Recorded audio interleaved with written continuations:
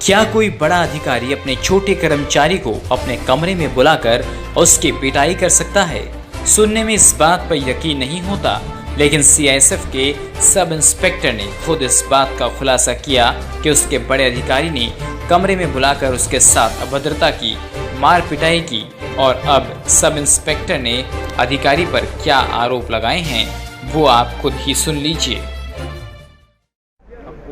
क्या नाम है आपका? मेरा नाम assistant sub inspector Harendra Yadav है और मैं सीआईएसएफ पीटीपीएस पनकी में कार्यरत हूँ। क्या मामला है आप? मामला ये है कि आज सुबह मैं 10 बजे ऑफिस में आया था। कार्यालय में आने के बाद 2 बजे के करीब हमारे उप कमांडेंट श्री अरविंद कुमार सिंह जी ने रनर के माध्यम से, अर्दली के माध्यम से मुझे बुलाया। बुलाने के बाद उन्होंने बिलों के विषय में जानकारी पूछी, जो जानकारी मैंने उनको बताई। चूँकि वो गलत बिल पास करने का जो दबाव बना रहे थे, इससे पूर्व में भी वो गलत बिल पास हमसे करवा चुके हैं और गलत कार्यों में भी लिप्त हैं। और जब मैंने उनको जानकारी दी, उसके बाद वो एकदम एग्रेसिव होकर उठे और गाली देते हुए मेरे पास आए और उन्होंने ऐसा घूंसा मारा कि मेरा ये चश्मा पूरा टेढ़ा हो गया और ये चश्मे का ये टूट के मेरी आंख में लगा। मेरी आंख में लगने के बाद मेरी आंखों से कुछ दिख नहीं रहा है।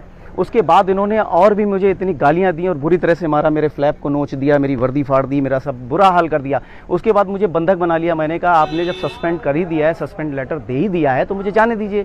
कहते हैं इसको जाने नहीं देना। गेट पे इन्होंने 4 से 5 सब इंस्पेक्टर लगा दिए, जवान लगा दिए, बोले कि इसको जाने नहीं देना। जिसमें एक इंस्पेक्टर ने बोला कि लाठी लाओ, इसको लाठी से मारते हैं। और ये इस तरह से पूर्व में भी गलत कामों में लिप्त रहे। इससे पहले भी इन्होंने 2 लोगों को, एक एपी सिंह गौर है जिसको इन्होंने मारा था, लेकिन वो बेचारा कुछ नहीं कर पाया, उसको डिसमिस करके भेज दिया और उसका कोर्ट में अभी केस चल रहा है। इनके अगेंस्ट, उप कमांडेंट महोदय के अगेंस्ट कोर्ट में मुकदमा लंबित है, जिसकी हेयरिंग हर महीने होती है।